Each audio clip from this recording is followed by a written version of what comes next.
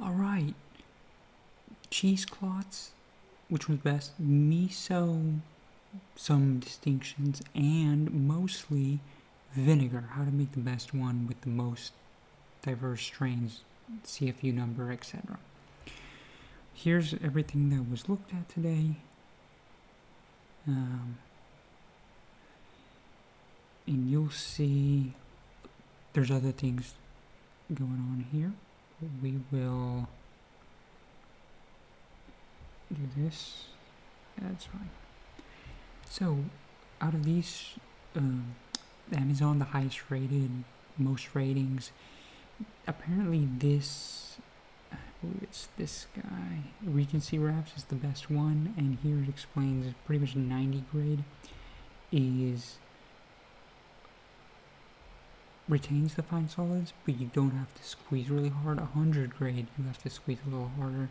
And then it's lint-free and chemical neutral. So it helps with ferments, it helps with food, and that is that. As far as nut milk bag is pretty much just a little so finer, so it clogs more than cheesecloth, which is a little wider, so it clogs less. Mostly cheesecloth is bad because you can fold it in two, and then you pretty much get a nut milk bag. So cheesecloth is more versatile. Also for here, by task, cheesecloth wins mostly, except making nut milk, and you can still use cheesecloth to make nut milk. So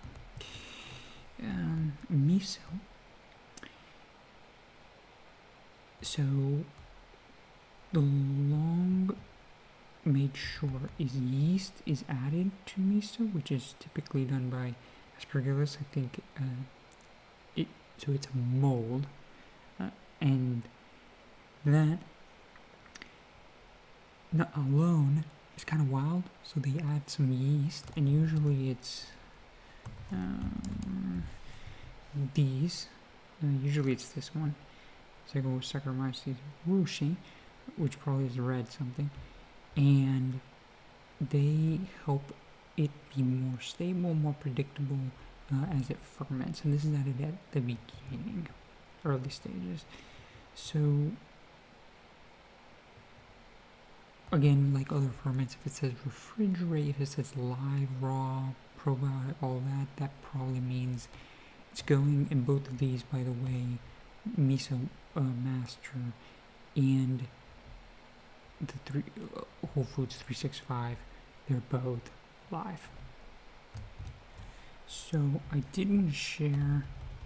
So this tracker, the link is actually in the Word doc link at the very top, and you can see the cell I'm at, kind of the scroll bar where you need to go. But this pretty much shows what fermented foods you can query in like Whole Foods or Central Market, HEB. Because usually if you put ferments, you might not find what you're looking for, but if you put kimchi, you're going to get a lot of results.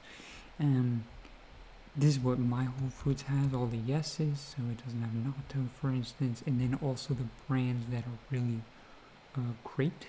So like this for nut milk, Feeder Lab has a great, probably the best one with the most strains. I think 16 strains, 100 CFUs. So these are the ones that will do, and there's not some brands, just in case, based on the reviews, what helped most with digestive health. And here are some commentary, so it will stand out which ones are usually dairy and might be avoided. And then, yeah. Exactly, and wheat, things like that. So that's that. So going here, these are brands. The first word, then you have anything Shinsu, Shira. Those are the wider ones. Whereas you'll get some here that the red are the longer, more fermented ones. So white, some of these are 30 days to 1 month to 3 months, and some of the reds are like closer to a year, maybe some 3 years. So for autoimmune issues, longer ferment, more breakdown of lectins and proteins, etc., that could cause an allergic or intolerant reaction. So longer the better. Dashiri also has some fish in, but that's that. And some of the ingredients, they're pretty much like this across the board. And that was the yeast we talked about. That was the unpasteurized. Amazon does not notify you if you leave a review via email. Don't worry, you're not going to get a ton of emails. That's what I said. So, when it comes to apple cider vinegar, any vinegar, really, the process seems to be you want to, and to maximize diversity of strains in CFU, you want an always cloth lid to let air in and out. If you add a starter, add it right at the beginning. Usually I'm using apple cider here, but it applies to any fruit. Your raw mother from another vinegar, you introduce it, along with mostly around half to 3/4 of, let's say, a liter mason jar with fruit, and then you cover that with water, and you stir to prevent mold for about 14 days. You'll get it turning alcohol-y, like 6% alcohol, and then you just leave it, and it should go. So usually with fruit, there's already a lot of sugar, so you want here to cap it to 10 to 15 grams max. So let's say 15 grams. I think Clean Food Living, has it at like 25 to 50 grams. Here it says that's a bit high for making ACV. Maximize diversity and CFU.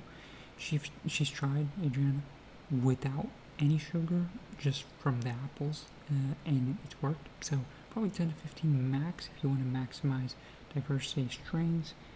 And then we talked about the lid choice. If you have vegetables and you're fermenting vegetables into vinegar, you want to go to 20 to 30 grams.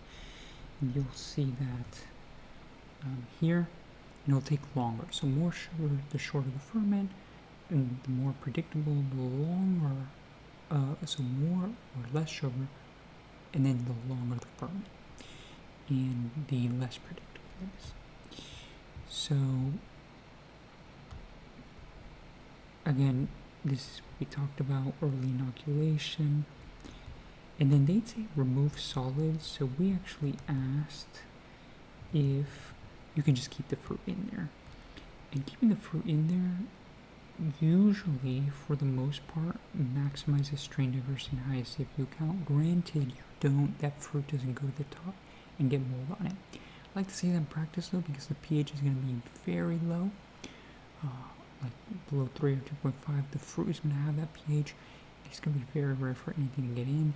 Some of the advice is you can feed it a few grams, like 5 grams, every week, kind of like you would kefir or kombucha that you're kind of keeping alive.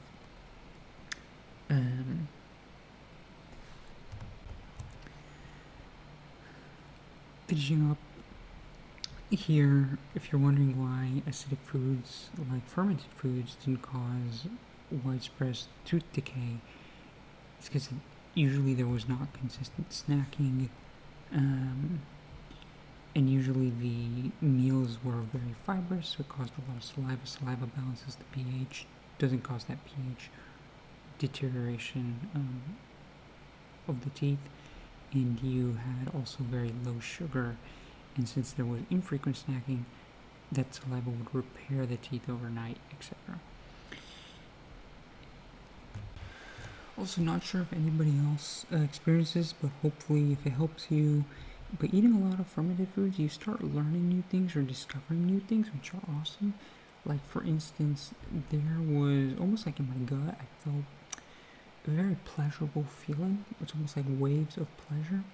And that's kind of passive, but you can also, once you feel it, you can kind of make it active. Like, I don't know, once you taste like a strawberry, you can probably imagine what that strawberry tastes like. And you can reproduce that, especially if you have foods that you can't tolerate or are reacting to. If you do that when the food's in your mouth, and then later when the food's in your gut and you're not reacting too well to it, for whatever reason, it really helps down. And like if you're going and getting a bloat, it pushes the bloat downwards and inwards. It makes you feel really good, and it helps you stop reacting.